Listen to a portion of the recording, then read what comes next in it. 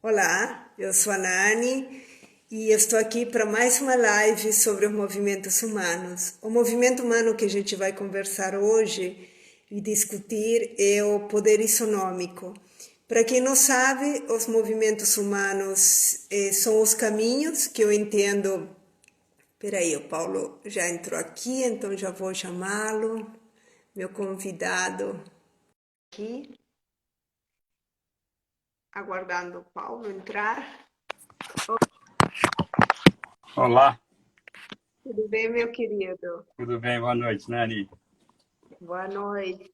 Então, para quem não conhece os movimentos humanos, são os caminhos que nós, como sociedade, escolhemos para nos reorganizar. Os movimentos humanos surgiram de um estudo que eu venho fazendo há 10 anos, que se chama Projeto Uno. Ele começou em 2010, inicialmente com a temática de entender o que significa o feminino, as mulheres, não feminino, as mulheres na nossa sociedade.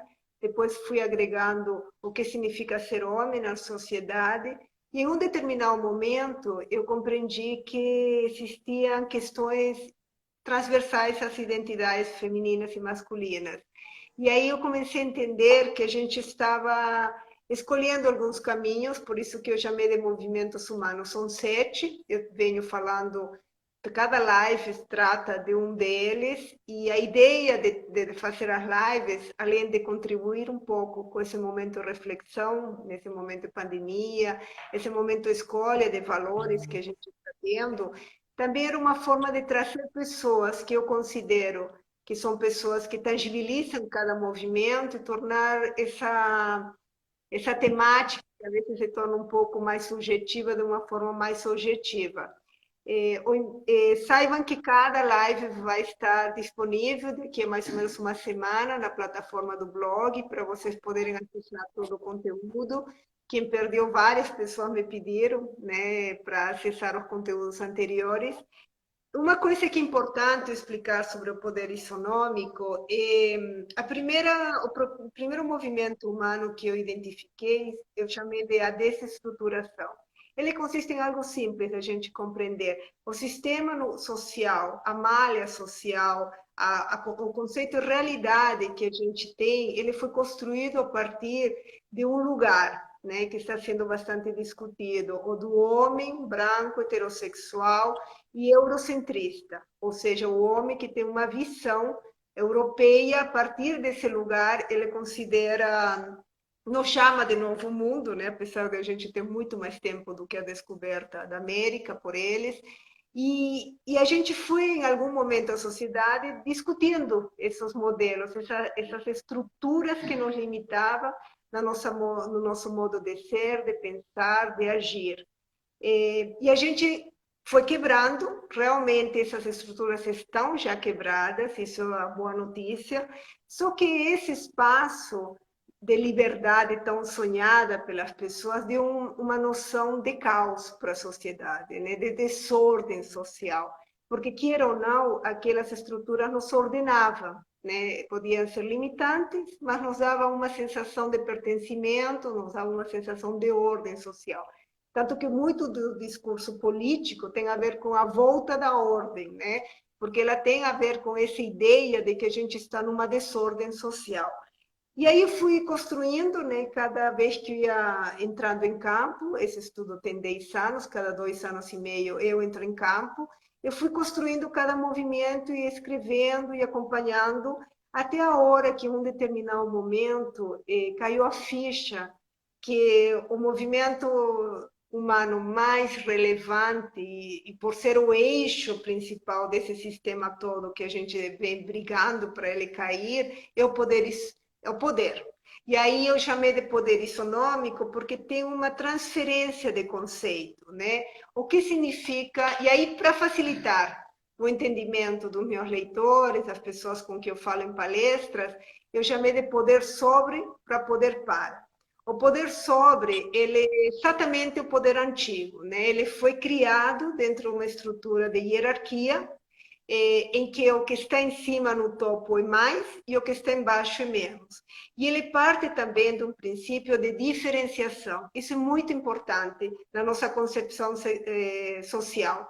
A gente precisa da diferenciação para se sentir quem se é, para dar valor a esse espaço onde a gente está.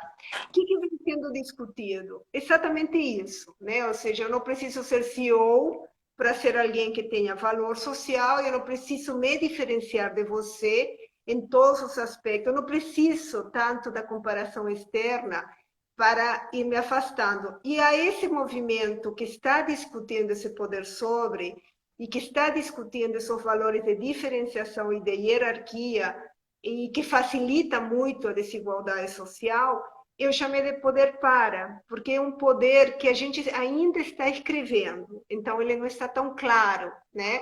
Não está tão tangível, mas ele é um poder que ele é usado, porque é importante, e aí abro um parênteses, entender que o poder é importante, ele é bom, quando ele para, ele é usado para coisas que não tenham a ver com a discriminação do outro.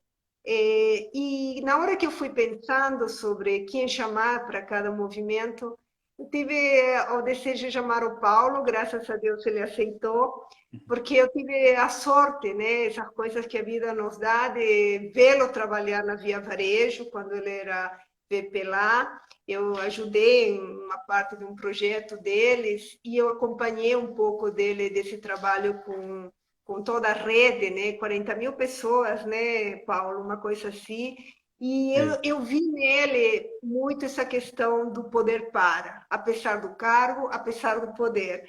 Aí, conversando com ele sobre as pessoas, ele na hora também pensou no Paulo, conhece ele mais tempo do que eu. E por isso, Paulo, muito obrigada pela tua participação, presença, aceitar. E já de cara quero começar com uma pergunta, né? Hoje Nada. você vai ser bombardeado de perguntas por mim. Me diz uma coisa, uma das coisas, um adjetivo que o Nélio usou, logo que a gente começou a discutir os nomes, foi o Paulo sempre foi conhecido como um líder acessível. E para quem não é do mundo corporativo, que eu tenho seguidores que não são, na acessibilidade, é engraçado, né, Paulo? Quanto mais você sube na hierarquia, é como se você deveria não ser acessível, né? Porque isso te coloca num lugar de privilégio. Então, me conta um pouquinho, como que foi essa questão da acessibilidade sempre para você? Que você teve que enfrentar em função disso? Ô, Nani, primeiro, obrigado pelo convite, você e o Nélio. Eu fico lisonjeado de estar aqui conversando com você sobre esse tema tão, até comentei no post, tão apaixonante. E fico feliz de ter a chance aqui, a oportunidade de bater esse papo com você. Agradeço o convite, agradeço a todos que estão assistindo. Espero que a gente faça um papo aqui de valor para todos, né? O Nélio conviveu bem comigo nesses últimos anos, um desafio bem interessante, liderando o time de vendas da Via Varejo, como você comentou. E a gente é educado, às vezes, para pensar em ser independente, né? E que poder é domínio de informação, é você saber tudo, é você liderar, liderar é comandar. E acho que o momento que eu vivi, que tinha uma necessidade de fazer uma transformação tão grande, era uma mudança de mentalidade, principalmente, que você depende das pessoas para conseguir fazer a mudança, não são sistemas, não são processos, né? Não é tecnologia. Acho que a clareza de entender que só construindo uma relação muito próxima das pessoas, aonde essa relação passe confiança e credibilidade, de que tudo que a gente está fazendo é de fato para o melhor de cada um e para o melhor da companhia, é que a gente consegue acelerar esse processo de mudança. Então, era muita gente espalhada pelo Brasil todo, que eu acho que reflete muito bem a sociedade brasileira, talvez uma das poucas empresas que consiga representar tão bem o Brasil, nas diferentes classes de renda, nas diferentes regiões, nas diferentes formas de pensar. E foi um trabalho apaixonante. E uma das primeiras coisas que eu fiz, inspirado em outras experiências anteriores, com líderes também brilhantes, a gente vai aprendendo com cada um deles, né? Esse é o privilégio de passar por diferentes estilos de liderança. Eu arrisquei a criar um canal de comunicação com o time, que era um blog, não era uma tecnologia tão moderna, para que eu, de fato, conseguisse sentir a temperatura do que acontecia de fato na loja, né? Um pouco chama de chão de loja, mas de fato na loja. O que acontece? Qual é a realidade? Com tantas lojas dispersas pelo Brasil inteiro, era difícil estar presente em todas elas. Você consegue viajar para um canto ou para outro, mas é muito difícil estar presente em todas elas. E dado que a mudança era de mentalidade, a cada decisão que a gente tomava, a cada mudança que a gente fazia, sentir o impacto disso no time, saber a percepção, saber a reação, era fundamental para conseguir sentir se a gente estava no caminho certo, que tipo de obstáculos tinha, que tipo de coisa a gente não enxergou quando a gente pensou e planejou, as ações estavam sendo implementadas. Por mais que você envolva as pessoas, você não consegue envolver todos. Então, esse feedback espontâneo, direto, natural, para mim era uma necessidade. Isso tinha um risco grande de criar um canal aberto, sem filtro, e vir críticas e comentários que fogem daquilo que você tem como objetivo central. Isso faz parte da vida, esse é o risco. Mas, por outro lado, foi uma aventura deliciosa. Talvez isso virou até uma brincadeira, uma curtição. Era gostoso interagir com o time. Tinha broncas, tinham críticas, tinha pessoas que lidavam, às vezes, de uma forma desrespeitosa, mas nunca ninguém foi punido por isso. A gente sempre procurou orientar, reeducar, redirecionar, né? Ensinar a forma da gente poder trabalhar de uma forma mais aberta e participativa.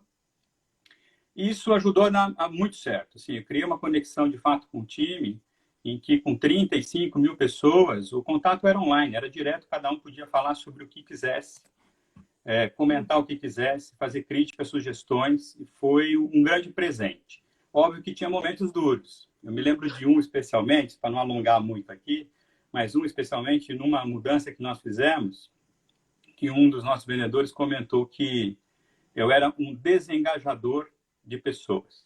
E para quem está liderando, é uma mensagem dura, né? Me lembro até que meu chefe, na época, falou, nossa, né? Como é que isso bate para você? E eu me lembrava de uma frase do Karnal que eu escutei uma vez, que ele falou, ofensa é uma fraqueza pessoal. Quando você se sente ofendido, né, você tem que processar se a ofensa ela é verdadeira ou falsa. Se ela é verdadeira, lide com ela, porque ela de fato é verdadeira, e se ela é falsa, ignora, porque isso é mais uma fraqueza do outro lado do que sua. E eu em vez de responder essa mensagem, essa interação com esse vendedor, eu preferi ligar para ele. Porque depois de processar um pouquinho o comentário, de fato eu acho que eu estava sendo um desmotivador, um elemento que estava desmotivando ele, pela clareza que a gente dava sobre o que a gente queria de fato, que quando você não dá clareza, tudo serve, cada um faz como quer. Quando as coisas ficam claras, você agrada a alguns e desagrada a outros. Mas ali naquele momento que ele já tinha percebido que não era bem o que ele queria, o mais importante é o que ia fazer com isso. Então eu liguei para ele conversando, falei, cara, assim, entendo a sua situação, estava acostumado a fazer de um jeito, não é mais assim que a gente entende que é o melhor para o nosso cliente, não é assim que é melhor para a empresa, não é assim que é melhor para você. Então, eu queria conversar. E aí, conversando, no final, a conversa foi super positiva, continuou com a gente, deu super certo, foi um super exemplo. Mas acho que essa proximidade, de fato, ela trouxe um grande aprendizado na minha vida. Não só na carreira, mas para a vida. Eu me lembro que eu acompanhei um pouco disso, Paulo, né? A Thaís, eu vi que entrou ali, a Thaís, junto com a Bel. Foi muita coragem sua e de toda a equipe que te apoiava.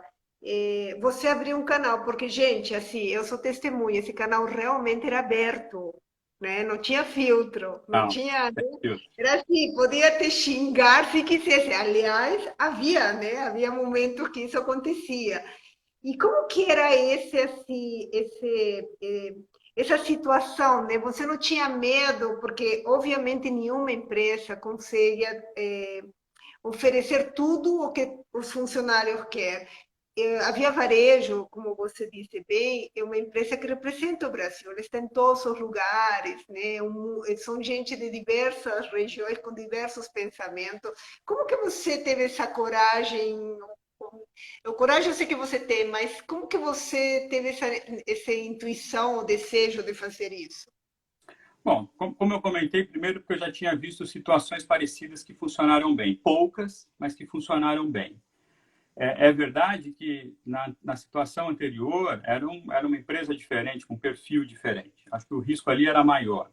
Mas o que me dava muita segurança, primeiro, é que a gente tinha um time que trabalhou, não foi uma escolha solitária, não foi um trabalho solitário, tinha uma equipe apoiando para fazer dar certo. Quando a gente quer dar certo, as coisas dão certo. Essa energia que a gente também, né, define como é que, que vibe a gente quer encarar as coisas, ajuda muito.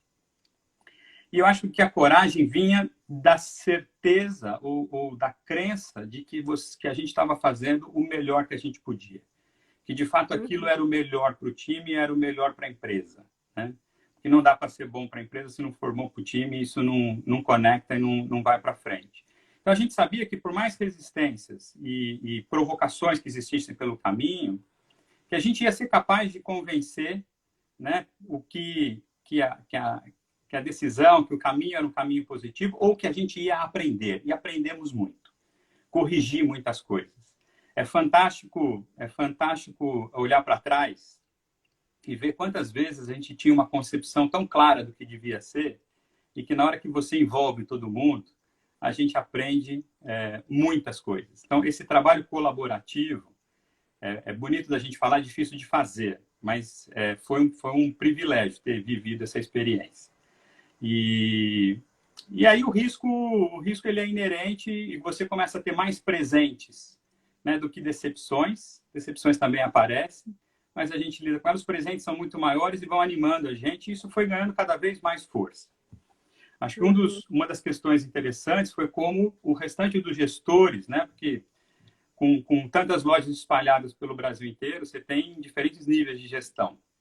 Como eles lidaram com isso também, né, com essa interação direta com o time que estava ali com eles no dia a dia. Mas foi Era uma maravilhoso. das perguntas que ia te fazer. Como que você lida? Porque a hierarquia faz parte do pensamento corporativo, não? E do sistema como um todo, né? Eu me lembro uma ocasião, bem no início dessa jornada, e exatamente da criação desse canal, numa reunião com os meus diretos, tinham cinco ou seis diretores regionais, abaixo deles tinham 50 gerentes regionais, abaixo deles 1.000 gerentes de loja, aí vinha o time como um todo. E a gente conversando sobre isso, sobre o incômodo que estava causando nos gerentes de loja, talvez naturalmente em alguns deles também, mas nos gerentes de loja, em ver com que alguém do time dele estava indo para um canal desabafando, criticando, falando de coisas que ele entendia que tinha que passar por ele, né? E isso é visto como uma falta de respeito. Então, construir uma leitura diferente sobre isso foi bem desafiador. Mas também foi muito bom. E isso foi no dia a dia, foi na prática. Né? Foi lidando com cada gerente que tinha uma postura, às vezes, despistada em relação como a gente achava que deveria se portar diante daquelas situações. E a liderança, acho que a gente foi construindo uma visão de que a liderança, a hierarquia especialmente, ela serve como uma referência de quem está lá e é responsável por aquela unidade, que tem que dar as orientações, tem que dividir as informações, tem que contratar, tem que desligar, mas que a comunicação, especialmente hoje, com tantos canais digitais, ela flui de um jeito que a gente não controla. E quanto melhor a gente conseguir dar estrutura para que essa comunicação aconteça, que você, de fato, consiga capturar os sinais, as mensagens, né, e trabalhar em cima delas, gerar respostas em cima delas, é muito bom, porque senão a comunicação fica perdida. As pessoas se manifestam e não vem eco daquilo que elas estão falando, portanto, desacreditam muitas vezes. Então, quando o canal passou a ser bem utilizado, com alta intensidade, e que as pessoas viam que, de fato, aquilo chegava, e que a gente trabalhava, dava atenção, mudava coisas, e dava parabéns pelas pessoas, pelas dicas que deram, que fizeram a gente rever uma série de posições, aquilo foi gerando um efeito cada vez mais positivo e mobilizador no time todo. E, naturalmente, a liderança vai entrar. No final, a liderança também já se manifestava nos diferentes níveis. Então, aos poucos, a gente vai contagiando. Mas é um movimento que leva o seu tempo, tem desafios. Mas quando você está afim de encarar e tem mais gente te ajudando e apoiando, a gente remove qualquer obstáculo da frente. Paulo, bom, a tua história mais recente era o Santander, né? Eu tenho um conhecimento relativamente bom do setor financeiro por causa do nosso cliente, a B3, e tem uma formalidade né, no setor financeiro. Algumas empresas mais, umas menos, mas tem uma formalidade, tem um jeito de ser. E o Nélio me disse que desde então, naquela época a gente não se conhecia, você sempre foi considerado um líder acessível. Como que foi navegar? Eu fico imaginando, né? Já trabalhei para o Santander também. Como é navegar nesse ambiente financeiro, sendo que você meio que destoava ou não destoava? Como que foi isso? Nani, é assim, muda o segmento, pode mudar o estilo das pessoas, mas no fundo, todo mundo quer a mesma coisa. Todo mundo quer atenção. Acho que essa palavra eu aprendi ao longo da vida também. Né? Todo mundo quer atenção. As pessoas são carentes, as redes sociais são uma expressão disso. Quando a gente posta alguma coisa e fica olhando lá o número de likes, de curtidas que a gente teve. Né? E é muito difícil a liderança conseguir dar atenção a todos. Esse é um grande desafio. E às vezes é difícil a liderança entender o quanto é importante, né, dar atenção a todos.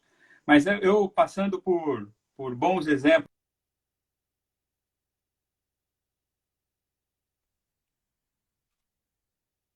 uma grande lição, um grande exemplo que eu sempre procurei aplicar no meu dia a dia.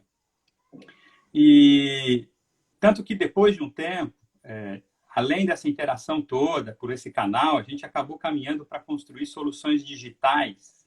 Esse foi um outro aprendizado muito incrível para esse tempo. Né?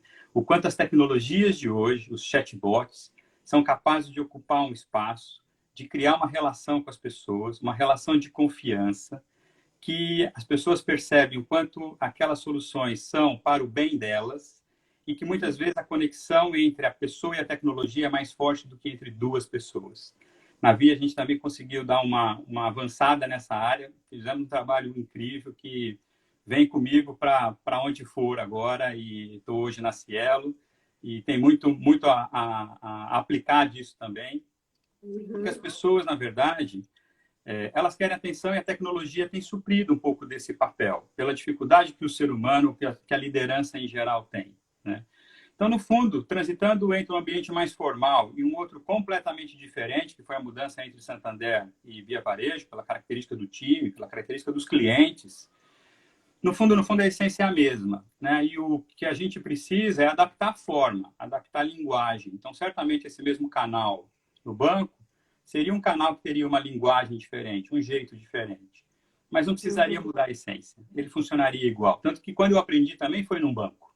Né? Anterior ao Santander, na passagem pelo ABN Real, o presidente, o Fábio Barbosa, na época, também tinha um canal aberto para as pessoas e funcionava muito bem. Então, ali veio uma grande inspiração. E não é porque a Uhum. gente está lidando com pessoas mais simples, né, com poder aquisitivo menor, que isso não vai funcionar. Então, assim, claro, a linguagem é outra, você tem que estar preparado para uma linguagem diferente. Mas até a linguagem o time vai aprendendo aos poucos. Então, meu grande aprendizado é, não importa onde você está, se o propósito é igual e as pessoas querem atenção, se você consegue ficar próximo e dar essa atenção para todos, você tem uma grande chance de ser bem-sucedido. Uhum. Porque também não é só conexão. Eu queria só explorar um ponto aqui, que é a confiança que você estabelece nessa relação que você cria. Podia ter um canal para tratar de coisas operacionais, mas eu queria, de fato, falar a verdade. E para falar a verdade, você precisa ter uma relação de confiança, as pessoas precisam poder se sentir vulneráveis para se expressar sem medo de crítica, sem medo de retaliação. E ali foi Uhum. um grande aprendizado, porque é muito bacana quando você vê que as pessoas, independente do nível da posição, tomam a coragem, né, de dizer para você que você está errado, independente do nível que você tem. Isso é maravilhoso. Isso é apaixonante. Então, hoje, em toda relação que eu construo, eu sempre tento estimular que a gente comece o mais rápido possível a ter uma relação de confiança, uma relação verdadeira, que a gente possa tratar das coisas mais honestamente possível, porque com respeito, educação e boa intenção, tudo dá certo. Sabe que, Paulo, estou te ouvindo. Eu vejo, né, que a transparência, né, a verdade, como você chama, a vulnerabilidade e saber poder dizer eu não sei, eu errei, São valores que estão ficando mais fortes, né, com a confiança, valores que estão ficando fortes ligados a esse líder do poder para, né? Ou seja, é um líder que não se coloca no seu castelo, não se encastela, né? É, mas ainda nós sabemos que a corporação, por princípio, ela é conservadora, né? Aí vem uma pergunta que eu fiquei pensando hoje. Quando você entra numa corporação, a hierarquia não só te oprime ou te assusta, mas também ela te atrai, porque ela é justamente subir na hierarquia que vira teu propósito profissional. Então, é uma isca, né? Você quer cada vez estar mais em cima. A parte de bônus, a forma de você subir, tem tudo a ver com o conceito hierárquico de competição, né? Que é justamente aquilo que a gente, como sociedade, de alguma forma, não está querendo mais. Né? Então, como que a gente pode adaptar esse processo? Porque, obviamente, uma vaga de diretor não pode ser dado ao monte, né? Ou seja, como que fica isso, Paulo, na tua cabeça? Nani, eu acho que, na verdade, independente da posição que você tem, a capacidade de influência depende muito de você, né? Então, quando a gente usa o cargo para exercer a influência, né, você precisa do cargo, você precisa do crachá, você precisa do nível que você ocupa, né, porque, de fato, você não tem, talvez, o que é mais valioso, que é a capacidade de influenciar as pessoas, independente da posição que você ocupa, da posição que elas têm, né? Isso a gente vai aprendendo ao longo da vida. A gente ambiciona, durante muitos anos, chegar nas posições mais altas, porque a gente entende que é nas posições mais altas que você vai ter a maior capacidade de influência. Depois a gente aprende que não é necessariamente assim, né? Estar nas posições mais altas, óbvio que ajuda a tua exposição e a tua capacidade de influenciar. Mas ela não resolve sozinha. Tem muitos líderes que muitas vezes não têm sucesso justamente porque querem usar só a formalidade, a força do crachá e da posição. E a gente vê, inclusive, no nosso dia a dia, na sociedade, no governo, quanto isso está, né, presente nos dias de hoje, independente de tanta evolução que a gente venha fazendo nos últimos anos.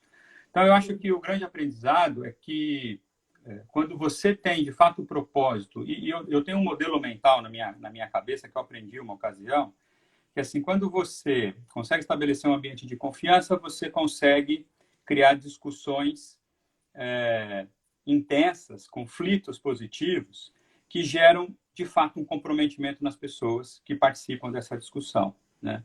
E pelo comprometimento que você tem, as pessoas, de fato, se responsabilizam para fazer com que as coisas deem certo. O efeito contrário disso é uma relação, uma confiança que não existe, uma falsa harmonia, um baixo comprometimento, porque a pessoa não acredita, não teve espaço para discutir e, portanto, baixa responsabilização pelo resultado.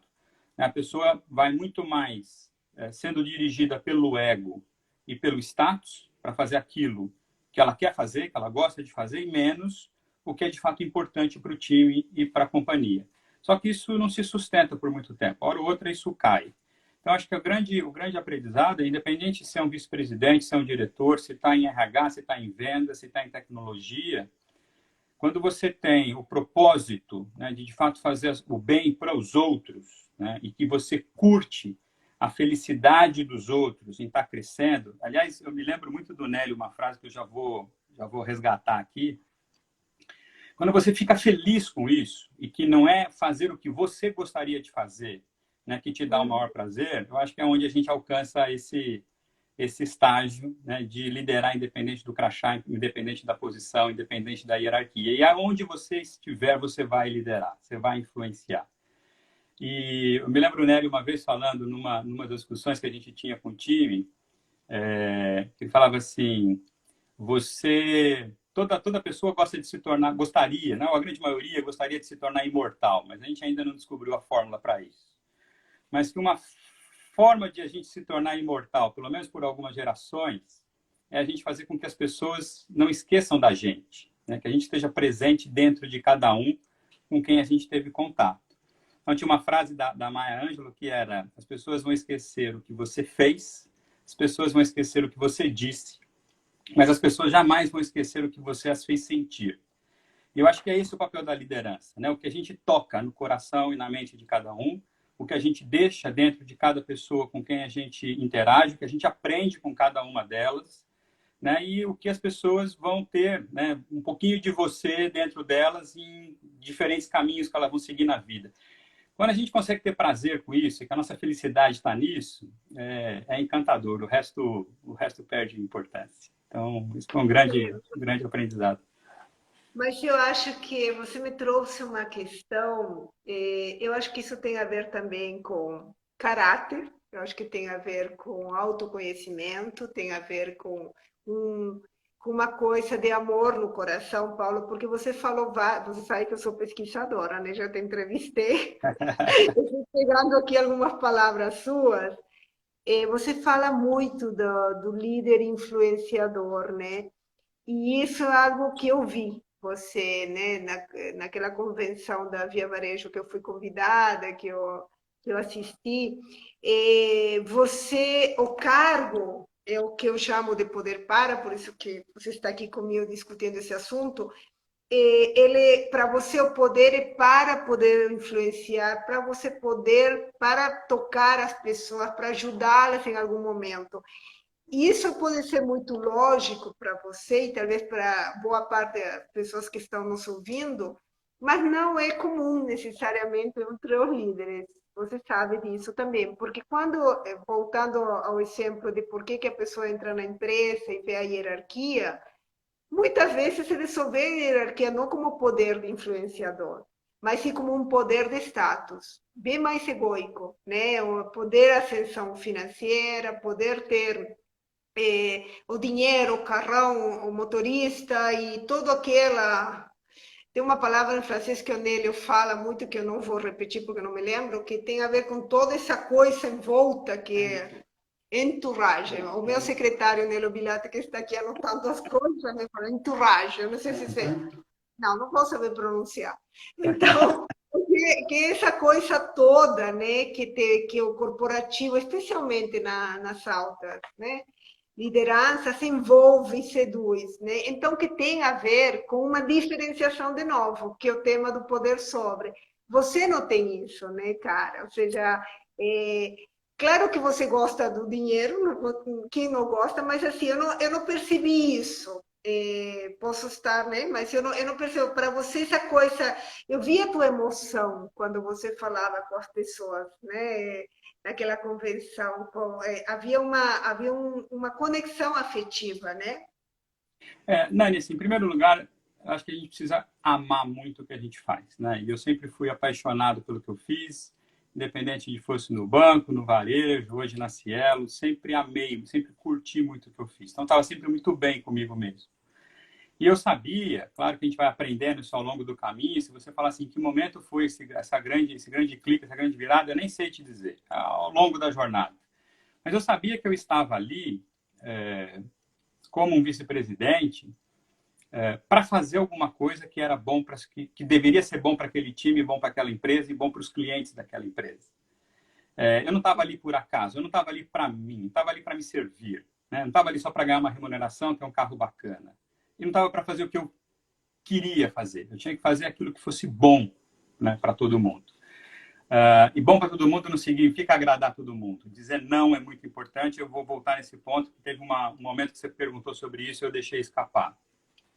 Então, você conviveu comigo ali em alguns momentos que, de fato, a entrega era uma entrega integral assim, para o time. Eram virada de noites sem dormir, pensando exatamente, né, com cuidado que palavra a gente ia usar para conseguir tocar a cabeça e a alma de cada um da melhor forma possível, né? Porque não era só colocar uma mensagem na mesa, era uma mensagem que provocasse uma ação, né, uma reação em cada uma das pessoas. Então, isso é muito gostoso, assim. E acho que na interação com o time eu escutava bastante que eu era uma pessoa humilde. Essa era uma expressão muito comum, né, na minha interação com o time de vendas. Porque, de fato, eu era e sou, porque assim, estar numa posição de vice-presidente não te faz diferente de ninguém. Você tem uma posição diferente naquele momento. Isso passa, né? E se a gente não aprender a lidar com a vida de outra forma, isso a gente fica depois com saudade do passado. Então, eu não tenho saudade, eu tenho lembranças muito gostosas de tudo que eu vivi, né, e das grandes lições que eu aprendi, e que me fazem hoje ser, né, poder usar isso de uma forma diferente.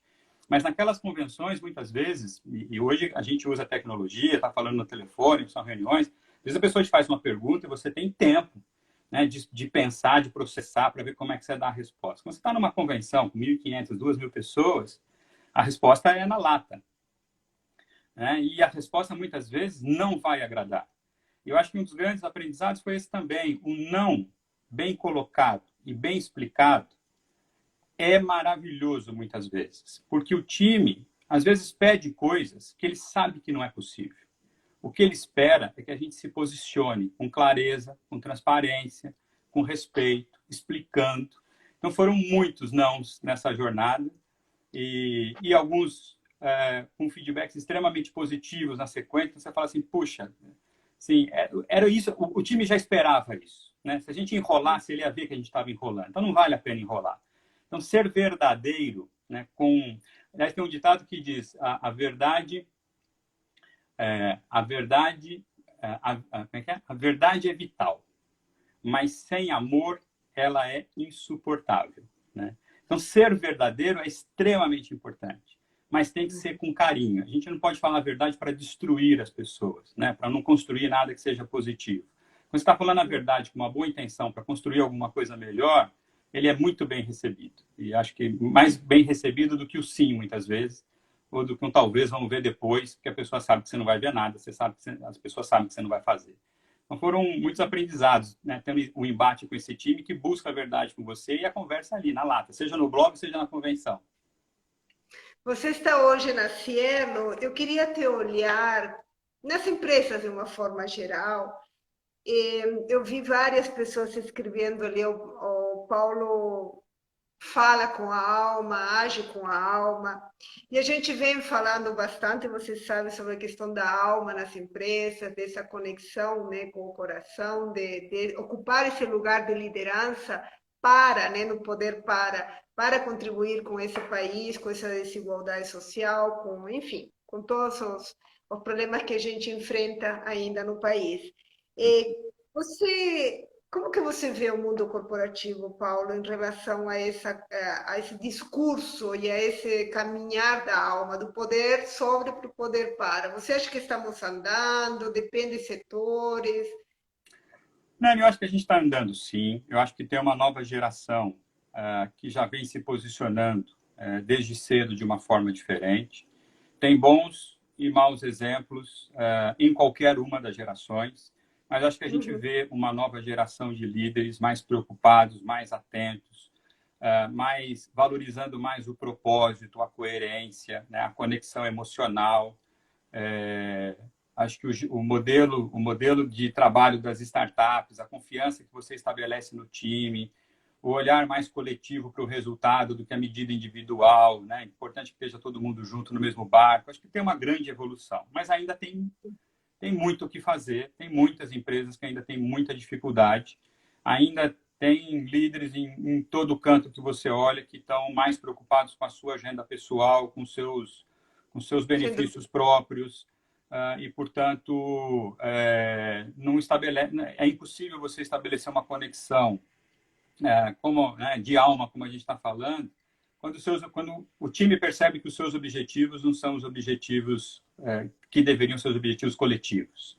Então, por isso que eu falei, acho que quando a gente não constrói a base na relação, o que a gente busca é menos o resultado em benefício de todos e mais o resultado individual, que é puro status e puro ego, né? E aí é uma destruição. Acho que a gente lida com isso o tempo inteiro. Agora, eu também acredito que a gente perseverando, né, cada um fazendo a sua parte, onde quer que esteja, a gente vai, assim como o vírus, a gente vai contagiando, a gente vai deixando bons exemplos, né? A gente vai deixando frutos, vai deixando um pouco de você em cada um. E eu me lembro no varejo, na Via Varejo, teve uma ocasião em que a gente olhava para uma parte do time, assim, e tinha gestores que falavam assim, tem pessoas que não querem nada, a gente precisa mandar embora. E tem pessoas que não querem trabalhar, não querem ganhar mais. A pessoa só quer atrapalhar. E eu falava assim para cada gestor, né? Se alguém estiver assistindo vai lembrar.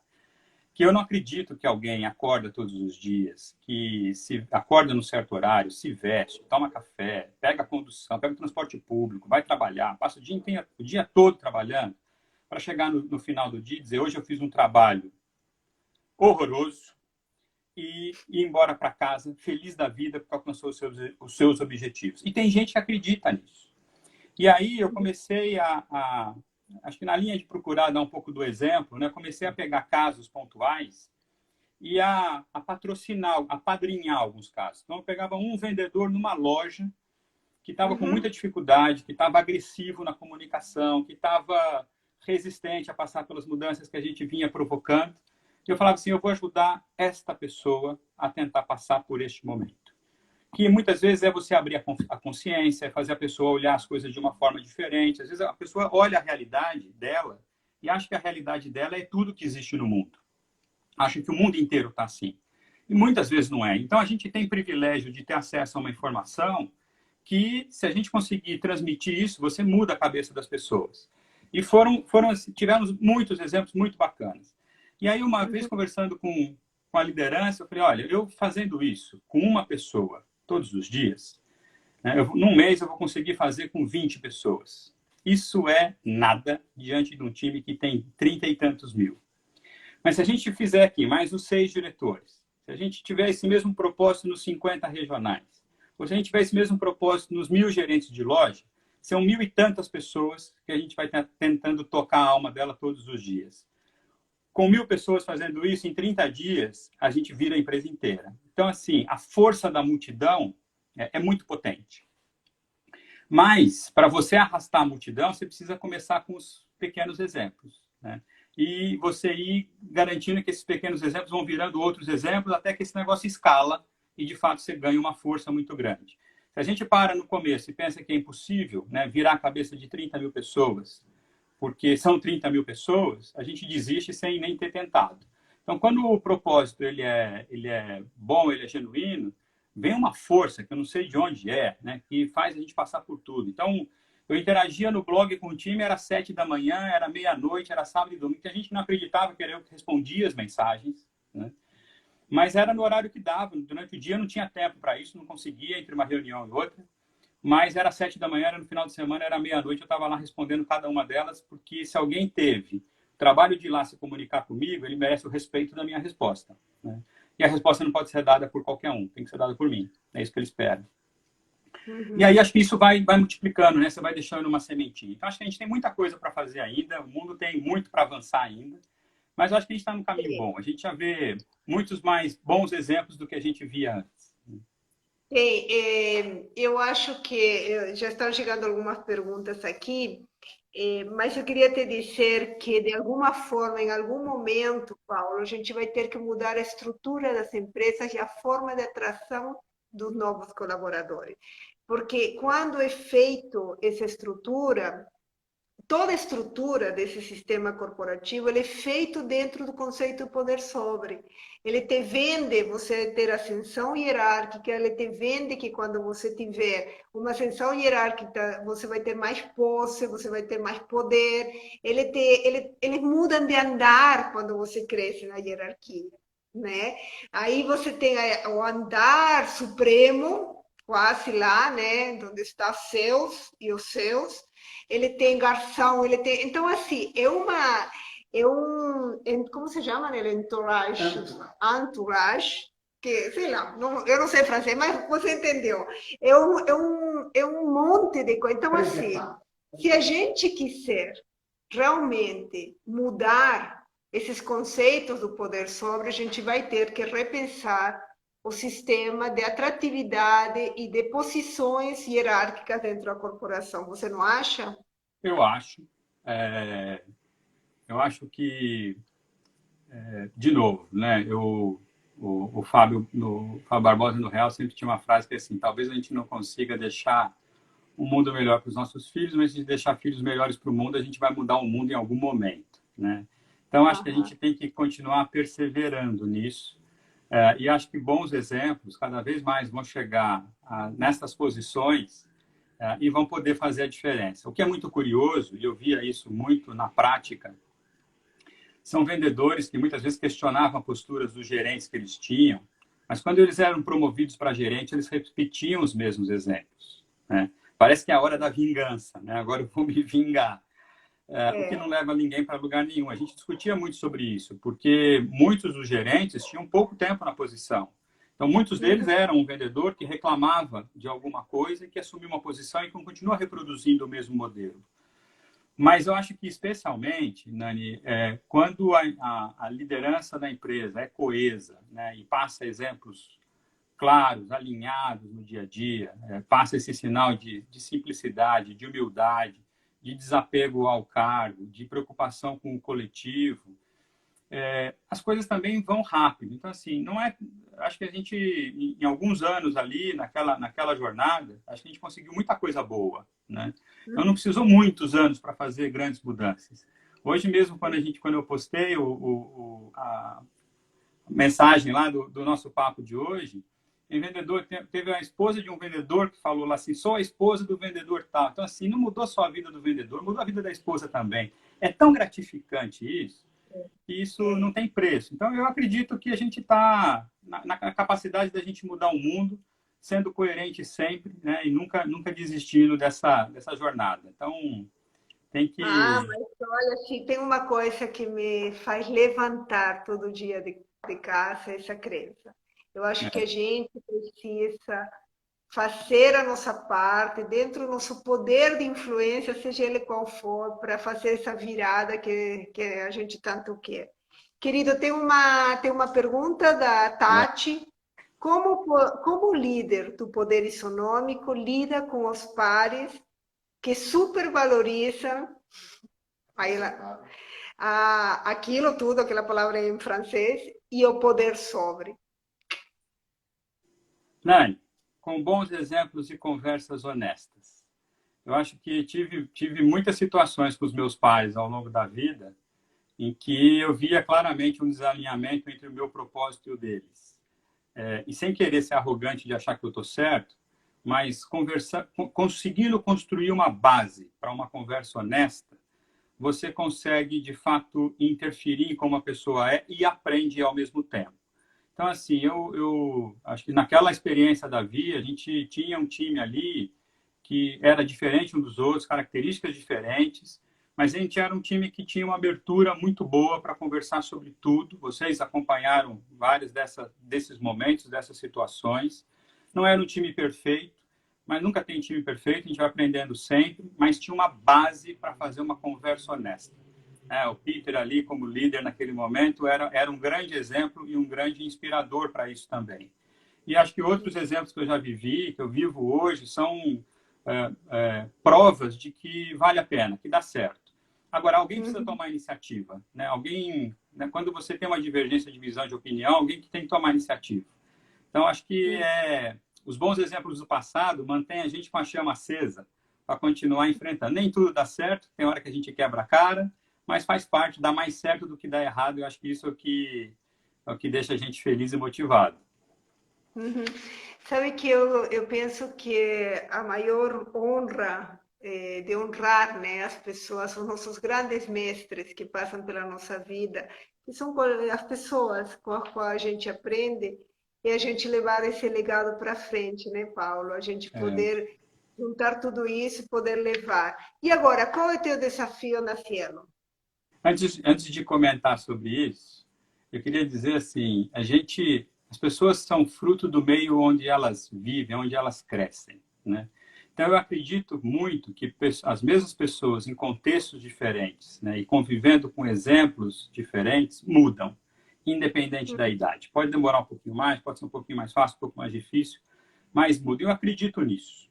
Então, acho que esse é o meu lema, assim. Acho que quando você consegue construir um ambiente diferente, que a pessoa experimenta aquilo, aí eu acho que também vicia. Ela curte e não desaprende mais. Na Cielo, meu desafio é muito parecido sempre, né? A gente também tem um time grande, a gente tem um time de vendas. É uma empresa que está num segmento que se modificou muito. Então, tinham crenças do passado que faziam a empresa ser um grande sucesso. Essas crenças, esse jeito de funcionar já não vale mais hoje, já não traz mais o mesmo sucesso hoje. Então, é uma empresa que está em completa transformação, mas com um time, uma liderança que está afim de fazer a transformação. Muitas vezes você percebe até dificuldade de um ou de outro, mas a dificuldade é natural. O importante é que a vontade esteja lá dentro, que quando tem vontade, tem um terreno super fértil para a gente trabalhar. Mas é uma empresa que está adotando novos modelos mais ágeis de trabalho, aprendendo a olhar mais para fora e aprender com os outros, ver que copiar muitas vezes é uma grande virtude, né? Quando você é solitário num segmento, você não tem concorrência, a concorrência é muito bom, faz a gente aprender, incomoda a gente, faz a gente andar mais rápido. Mas toda mudança de comportamento, principalmente, não é uma mudança simples. Mas é uma empresa que eu acho que está numa trajetória muito bacana. Estou lá há pouco mais de 3 meses e muito feliz de estar nessa jornada. Acho que estou num ambiente muito, muito gostoso, acreditando muito em tudo que a gente tem pela frente, na capacidade de fazer uma grande virada e produzir, de fato, coisas incríveis, com um time que é muito bom. Com cada pessoa que eu converso, eu vejo ali um brilho, um orgulho pela marca, um brilho nos olhos de estar ali e muita competência. Acho que esses são os principais elementos para a gente fazer qualquer coisa na vida. Então, basta ali um alinhamento das estrelas para a gente conseguir, de fato, voar. E é isso que eu estou ali junto com o time, trabalhando para fazer aquele time voar e voar cada vez mais alto. Então, é um desafio de mudança de comportamento, de mudança de mentalidade. É o que, no fim, todas as grandes empresas vivem, independente de serem mais ou menos voltadas para a tecnologia. Mas você entrou e já veio a pandemia, né? Eu entrei, pois é, com 2 meses. Com 2 meses veio a pandemia. O que é outro grande aprendizado, né, Nani? Tem sido, acho que, maravilhoso a gente ver, a gente quebrar paradigmas. É óbvio que o ambiente que a gente vive hoje, com todos na mesma condição, favorece com que as coisas funcionem melhor. Quando a gente volta para um ambiente onde alguns estão no escritório, outros em casa, uma reunião com pessoas presenciais e outras por videoconferência não tem a mesma disciplina e a mesma qualidade onde todos estão em videoconferência. Então, tem um grande aprendizado na volta também. Mas acho que ajudou a gente a abrir a cabeça, a gente quebrar paradigmas, a gente aprender que coisas funcionam, coisas que a gente não acreditava de fato funcionam. E acho que o mundo vai ser diferente, de verdade. Não vai ser exatamente o que a gente está vivendo agora, né? Não vai ser só online. E algumas coisas não vão funcionar tão bem como funcionam agora, mas a gente vai aprender a lidar com isso. Eu acho que isso é um grande fator de motivação para a gente. Cria uma nova agenda pela frente que a gente nem esperava que tivesse, né? Vai ficar mais animado e mais divertido. Eu acho que uma coisa que a gente vai ter que se preocupar bastante, Paulo, é com a saúde mental. Porque esse período a gente está no meio, né? Eu acredito que a gente só saia isso depois de maio. Se a gente seguir o modelo da Europa com os meninos, como você sabe, na Europa a gente tem acompanhado isso bem de perto. E a saúde mental é uma coisa que a gente vê o desequilíbrio, a gente tem apoiado e acompanhado, né, pessoas, elas estão bem mais próximas, o desequilíbrio mental está bem mais próximo de nossa vida do que a gente imagina, né? Tem uma pergunta, o que tira você de sério? Do sério. O que tira? Me tira do? Você do sério. Do sério? Acho que o que mais me tira do sério é quando você vê interesses que são muito pessoais ao invés do coletivo. E acho que isso tira do sério quando a gente olha para o governo, tira do sério numa empresa, quando você não vê integridade, quando você não vê honestidade. Acho que é isso que mais me incomoda, né? Quando falta confiança, especialmente. Quando você sabe que você não pode confiar. Aí o incômodo é tão grande que eu prefiro mudar de ambiente. Porque se não dá para construir nada, se o terreno não é fértil para construir nada, é melhor mudar. Quando ele é fértil, por mais trabalho que dê, vale a pena insistir, né? E eu acho que a gente está aprendendo nessa crise, Nani, não só esses efeitos de tecnologia, home office, mas eu acho que um grande aprendizado é a confiança, né? A gente não está vendo mais as pessoas trabalharem, a gente tem que confiar no que elas estão fazendo. E isso devia ser assim já há muito tempo, né? A gente deveria olhar muito mais para o resultado do que pela forma, né? Ou como cada um está trabalhando. A confiança, acho que está sendo levada no limite, né? E a visão da dependência também. A gente não sai dessa crise aqui, cada um fazendo, se protegendo, né? Fazendo só a sua parte. A gente depende que todos façam a sua parte. Então, acho que esses aprendizados, eles ajudam a gente na vida corporativa de uma forma muito relevante daqui para frente também. E espero que, de fato, a gente não esqueça disso, né, rapidamente, que a memória não seja curta. E quando você fala da saúde mental, especialmente, de novo, os fundamentos para a gente conseguir trabalhar com isso, evitar que isso aconteça, acho que são os mesmos, né? A gente está falando de atenção, né? As pessoas precisam sentir que elas têm atenção, as pessoas precisam ter atenção para as inseguranças, para as inquietudes, né? Tem muitas perguntas sobre desemprego, desligamento, a gente precisa conseguir lidar com isso de uma forma honesta, transparente, passar a segurança que você consegue passar para o time, e ao mesmo tempo as pessoas perceberem que você confia, né? Tem muita gente que deve estar com medo em casa hoje, se eles não estão sendo mal avaliados, né? Porque não estão sendo vistos, né? Porque conhece o estilo de liderança que tem. Isso deixa qualquer um doente, né? Quando a gente está inseguro, a gente fica doente. Então, acho que esses dois fatores, de novo, ele para mim é a base em qualquer cenário e vai continuar sendo a chave daqui para frente. É você ter uma relação de confiança, você ter um ambiente honesto, verdadeiro, e você conseguir dedicar atenção às pessoas. É o que mais as pessoas precisam. E a gente não está ali para cobrar nada de ninguém, né? Cobrar resultado nunca funciona. As pessoas entregam aquilo que elas são capazes de entregar. Acho que o papel da liderança... Aliás, cobrar, a gente manda um WhatsApp e cobra. O papel da liderança é estar do lado e ajudar a ensinar naquilo que é a dificuldade de cada um. E não muda nesse momento. Então, as pessoas estão mais distantes, talvez mais inseguras de pedir ajuda, né? A gente tem que oferecer ajuda. Então, acho que e para isso, precisa ter aquela conversa mais próxima, mais individual, mostrar atenção e deixar um espaço de confiança para que a pessoa seja verdadeira e peça ajuda. Porque, às vezes, pedir ajuda pode parecer um sinal de fraqueza. Então, acredito muito... Eu tive uma reunião semana passada com líderes mulheres que eu trabalho, e uma das coisas que eu perguntei, o quanto você está ligando e conversando com teu time, não para cobrar ou para passar uma definição, mas para perguntar como está, né?